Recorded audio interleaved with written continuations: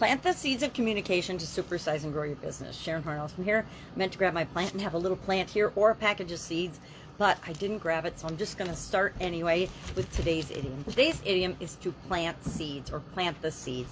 This is probably one of the most famous or most commonly used metaphors for many things in life, including supersizing and growing and building our business, right? We plant seeds to build relationships. We plant seeds of communication to get the ball rolling, to start moving toward doing business with people.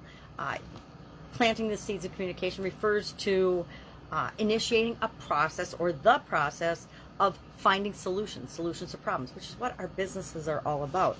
This is an idiom that's mentioned in the Bible, of course. Plant seeds, excuse me, is in 1 Corinthians 3, 6-8, as well as Psalms 97:11, right?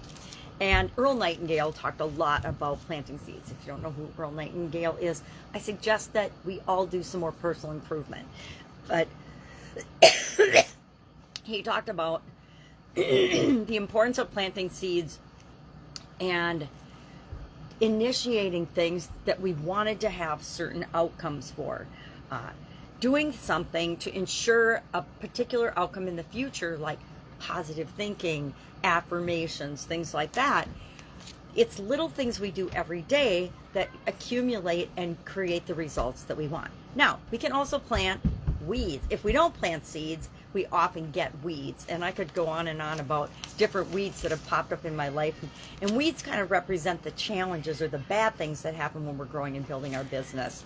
And we can pluck those weeds out just to ensure that our seeds, the things that we want to have created in our business, grow more readily and better.